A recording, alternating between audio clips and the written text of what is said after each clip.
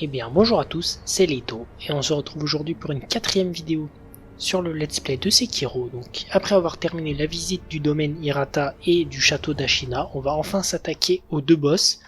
Donc dans cette première vidéo, on va d'abord s'attaquer à la Dame Papillon et ensuite on fera Genichiro. Donc on est parti tout de suite. Donc pour parler un peu du combat et du lore, il faut savoir que la Dame Papillon était l'ancienne maître de Sekiro, elle l'a entraîné notamment sur l'illusion, tout ça. Et là, depuis que Ashina a été envahie par les mercenaires, eh bien, on se rend compte que finalement la Dame Papillon était deux mèches avec la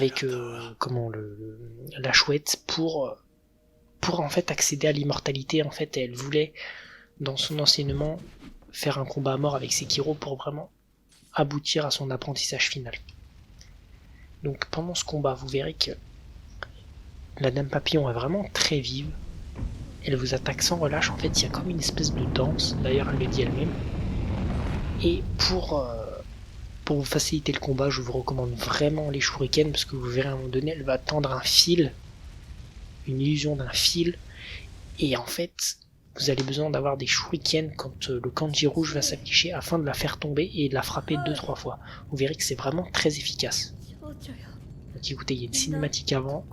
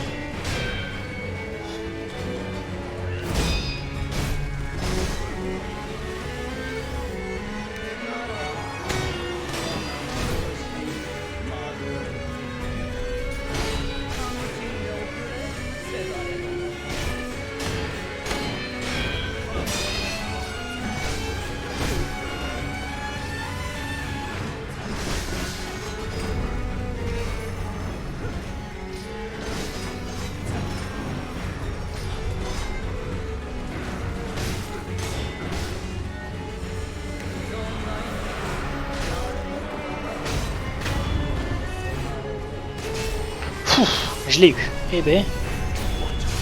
Et je m'en sors très très bien parce que j'ai réussi à l'avoir pendant qu'elle faisait ses illusions. Moi. Je l'ai eu du premier coup. Elle m'a mis quelques coups, vous avez vu en fait toutes ces illusions là quand on utilise les graines de boutrole, tout disparaît, mais moi je préfère le faire sans. Donc, en tout cas je suis très content, j'ai vraiment fait un très beau combat, vous voyez. Ce que j'aime dans ce combat c'est qu'il y a vraiment une espèce de danse, vous voyez, vous mettez des coups, hop, elle met un coup de pied, vous contrez, vous attaquez, ça fait vraiment une danse comme ça que j'adore et vraiment j'adore ce combat. Et vous voyez elle le dit elle-même pour peaufiner son apprentissage et ils ont besoin de faire un combat à mort pour voir si Sekiro est prêt. Voilà. Et donc vous avez vu, on a croisé Kuro qui était donc sous un effet d'illusion. Enfin voilà, vraiment ce combat, moi franchement j'adore ce combat, je le trouve incroyable.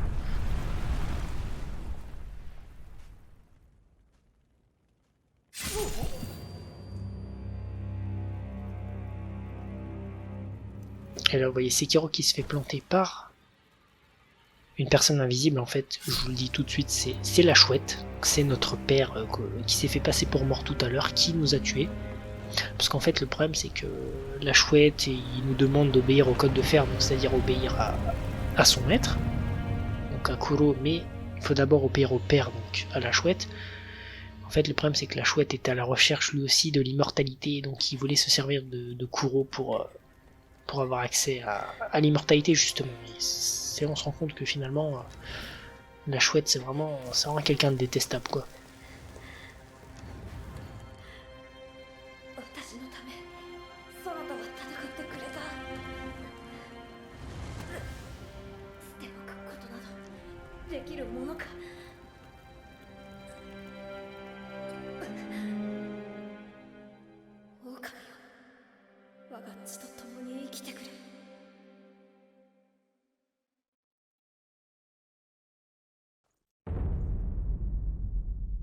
Et voilà, et donc on va pouvoir un peu parler de ça au sculpteur. Vous voyez, on est revenu dans le monde.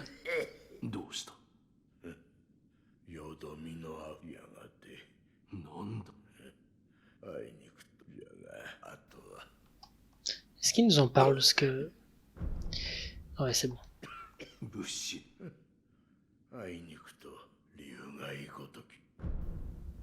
Non, en fait, non, il nous en parle pas. Je pense que oui, c'est ça. Vu qu'il a la peste, à mon avis, il nous en parle pas. C'est normal, il nous apporte des éléments sur le lore, mais là c'est pas le cas. Bon. Écoutez, c'est pas très très grave. On va quand même parler à Emma pour la peste.